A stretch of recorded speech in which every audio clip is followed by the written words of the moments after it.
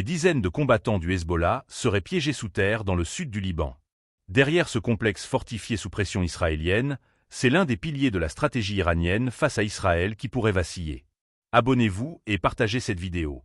Ce qui se joue ici dépasse la frontière libanaise. Dans la nuit, plus de 50 roquettes ont été tirées contre les forces israéliennes opérant dans le sud du Liban.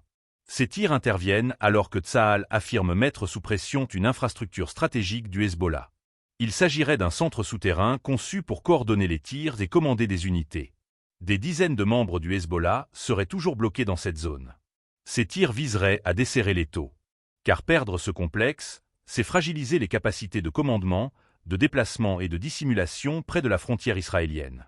Depuis des années, le Hezbollah a développé au Liban un dispositif militaire structuré. Roquettes, missiles, drones, unités anti-chars et tunnels. L'organisation est devenue la composante armée la plus puissante de l'axe soutenu par Téhéran. Pour l'Iran, le Liban occupait une place centrale. Le message adressé à Israël était clair. Toute confrontation avec l'Iran pouvait provoquer une riposte depuis le nord. Mais la guerre a modifié cet équilibre. Des responsables du Hezbollah ont été éliminés, des dépôts frappés, des lanceurs détruits et plusieurs réseaux exposés.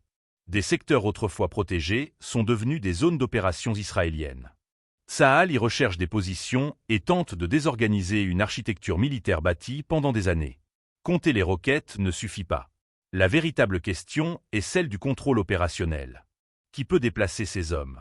Qui conserve l'accès aux tunnels? Qui peut déployer une unité, dissimuler des combattants ou transmettre des ordres? Lorsqu'un réseau souterrain majeur tombe sous le contrôle de l'adversaire, toute une chaîne militaire peut être fragilisée. Et c'est ici que l'Iran entre dans l'équation. Téhéran sait que le Hezbollah n'a jamais été pensé uniquement comme une force combattante depuis le Liban. L'organisation est aussi un instrument de dissuasion au service de Téhéran.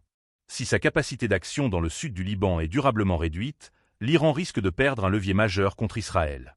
Les tensions autour du détroit d'Ormuz élargissent cette confrontation. Les menaces iraniennes et les messages adressés aux États-Unis cherchent à élargir le rapport de force, faire comprendre qu'une escalade au Liban pourrait dépasser le Levant.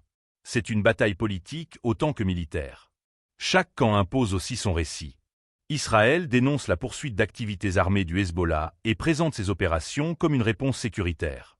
De l'autre côté, l'État hébreu est accusé de compromettre la stabilité régionale et de violer les arrangements existants.